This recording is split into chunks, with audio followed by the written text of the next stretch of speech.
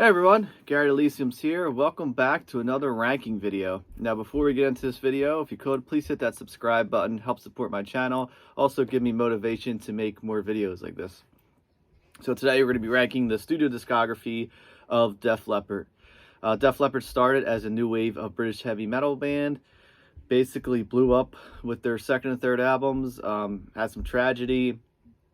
Came back kind of with like a very influenced by the 80s, hair metal movement. And then, I don't know, they changed their sound after that.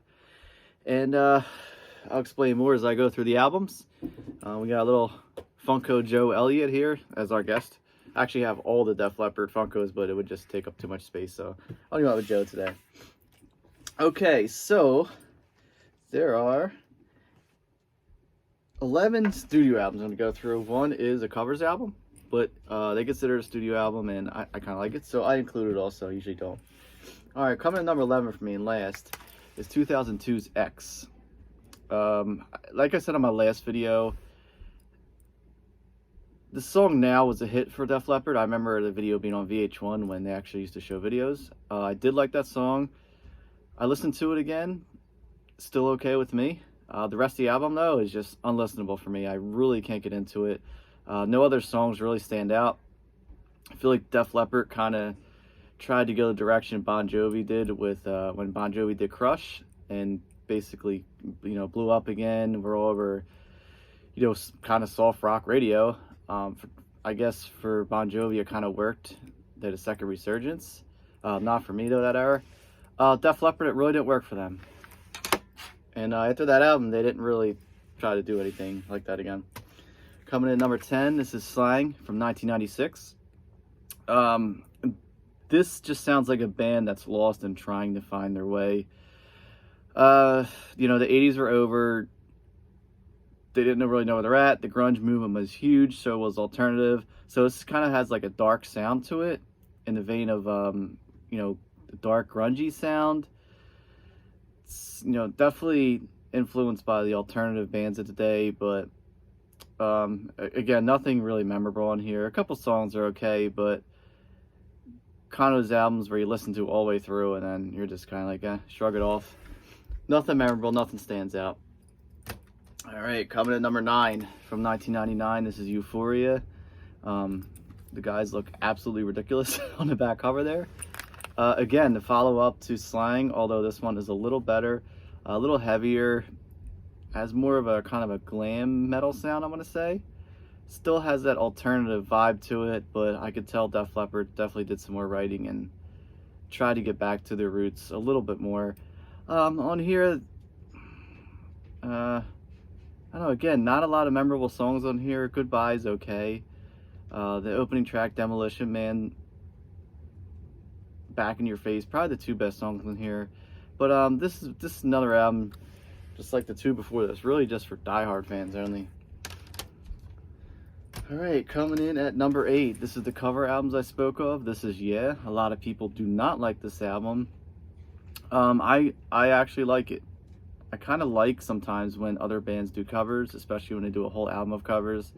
It just kind of prompts me to buy it, because it's like, well, at this point I was no longer a Def Leppard fan, but I know all these songs, so I'm going to grab it and give it a try, see how it sounds. Mostly all 70s, late 60s covers on here. Stuff from T-Rex, David Essex, Blondie, The Kinks. Let's see what else is on here. ELO, David Bowie, Badfinger, Faces, among others. Yeah, not bad in my opinion. I do throw it on from time to time to hear the covers. I think it's pretty cool. Okay, where are we at? We're at number 7. Number 7 is the last well, not the last, but the latest studio album Def Leppard released. This one's simply self-titled from 2015. Definitely they got back to the roots on this one. I mean, you see the classic logo there, which they always use, but this one just stands out to me. Kind of weird to have an album this late in your career self-titled. Usually bands like to debut with a self-titled, but they didn't. Yeah, really good album. I like this a lot. Let's Go is great. It opens it. Dangerous, Invincible, Forever Young. Last Dance, and the last song on there, Blind Faith. The only thing grief I have about this is that 14 songs might be a little long, but overall a decent album. Great guitar work from Phil Collins and Vivian Campbell on there. Okay, now we're down to number 6, and number 6 is 2008's song from the Sparkle Lounge. I've said this before, but when I bought this, when it first came out, I wasn't a fan of it. I wound up, trading it in or selling it to a local used CD store for credit or cash, whatever it was. But I bought it again recently, and yeah, it's pretty good. It's not bad at all. The opening track, Go, is very heavy. The 9 Lives, Come On, Come On. It's kind of got the party vibe of Hysteria on there with, definitely some harder rock stuff, and the guitars are very prevalent on this. Okay, now we're getting down to the top 5. And number 5, 1992's Adrenalize. Overall, not a bad album. The only thing I want to say about this, I feel like it came out a little too late. It has too much of that 80s metal sound. Some of the songs are a little too long on here. And at 1992, Def Leppard was kind of written off, obviously, by the grunge movement. And they kind of turned off a lot of their original fans with the album that they released before this, which we'll get into soon. Let's Get Rocked definitely sounds like it's a leftover from Hysteria. Make Love Like a Man, Stand Up, Personal Property, Have You Ever Needed Someone So Bad was kind of like the ballad on here. Overall, an okay album, produced by Mutt Lange, which would produce a lot of Def Leppard's albums. So the production on here is great, obviously, by saying that name. But overall, again, just really for Def Leppard fans, and that's why it's coming at number 5. And these next 4, it's definitely for Def Leppard fans, but I feel like fans of just hard rock and metal, or just music in general, these are all listenable albums. Coming number 4, 1987's Hysteria. This is just recently grabbed the remastered version of this for Jeep. So I have like a love-hate relationship with this album. Overall, I don't think it's the best, but there are some songs in here that I do like to hear still. Like Women, when that comes on, I think that's great. Rocket is okay. I kind of like the kind of nods they give to rock and roll throughout the album. Animal, I don't need to hear that again. Love Bites, I used to love that song when it first came out and when I was younger, but now I could take it or leave it. Pour Some Sugar on Me, obviously I don't need to hear again. Armageddon It, still great, I love that song. Gods of War is still good. Don't Shoot Shotgun, Run Riot, the title track Hysteria is great still. Excitable, and Love and Affection. I've always felt like the non-hits on this album are the best songs. But yeah, this was so Def Leppard's kind of comeback album, and this was a huge album, a huge seller, one of the biggest selling albums of all time. But this came out after Rick Allen had his car accident and actually lost his arm, and obviously there was troubles with Steve Clark. And but yeah, it blew them up. They were huge. Kind of ended the 80s on a high note. Coming number 3 is the debut from 1980. This is On Through the Night.